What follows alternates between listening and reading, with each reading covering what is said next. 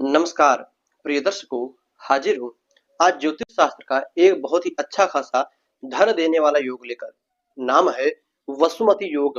दर्शकों, इस योग पर हमने पूर्व में भी एक शॉर्ट वीडियो के माध्यम से बहुत ही छोटे समय में कम समय में आपको बतलाया था। आज हाजिर हूँ विस्तृत जानकारी लेकर। देखिए, वैसे तो कुछ इसमें ज्यादा बड़ा बताने वाला है नहीं, क्योंकि मात्र एक सूत्र से, जी हाँ, मात्र एक सूत्र से यह योग बनता है। कैसे बनता है, क्या फल देता है, आइए जाना जाए।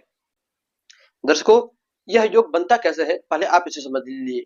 तो सूत्र कहता है कि आप किसी भी जातक की जन्म कुंडली देखो और जन्म कुंडली के तीसरे, छठे, आठवें तथा 11वें भाव में, पुनः सुनिए, तीसरे, छठे, आठवें तथा 11वें भाव में शुभ ग्रह बैठे हों। पापक ग्रहों की दृष्टि हो तब चलेगी, किंतु बैठे ना हो। इन चार भावों में, 3, 6, 8, 11 भावों में शुभ ग्रह बैठे हो तो यह वसुमती नामक योग बनता है। अब कुंडली तो ये जन्म पत्रिका मैंने आपको दिखा दी। अब यहाँ पर इस जन्म कुंडली में तीसरा, छठा, आठवां और 11वां भाव है कौन? तो आप अपनी कुंडली देखो। कुंडली में ये रहा तीसरा भाव। ठीक, ये भाई हिंदी गिनती मैंने लिख दी, किंतु ये तीसरा भाव है, ये छठा भाव है, ये रहा आठवां भाव और ये रहा 11वां भाव। 3, 6, 8 और 11, यह हो गए कुंडली के चार भाव, तीसरा, छठा, आठवां और 11वां भाव। इन भावों में शुभ ग्रह बैठे होने चाहिए। शुभ ग्रह कौन कौन से? भाई नवग्रह होते हैं। नवग्रहों में कुछ क्रूर ग्रह होते हैं, कुछ पापक ग्रह होते हैं, कुछ शुभ ग्रह होते हैं। तो सबसे पहले आप सूर्य को ले लीजिए। सूर्य क्रूर ग्रह है। चंद्रमा शुभ ग्रह है।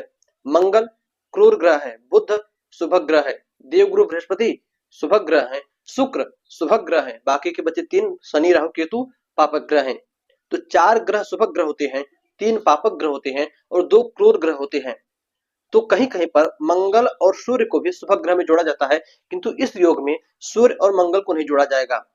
चार ग्रह, माफ कीजिएगा, चंद्रमा, बुध, गुरु और शुक्र। शुक्र, चंद्रमा, बुध और गुरु, चार भाव, चार ग्रह।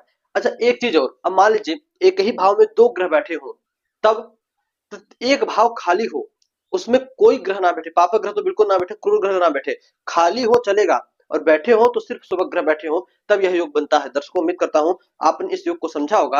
अब फल क्या है, इसका फल क्या है? तो ऐसा जातक कभी भी धन का अभाव नहीं होता उसके पास। जैसा कि मैंने शुरू में कहा कि धन देने वाला योग है, तो ऐसे जातक को कभी भी धन का अभाव नहीं होता। ऐसा जातक अपने जीवन काल में धन के बिना कोई काम उसका रुकता नहीं।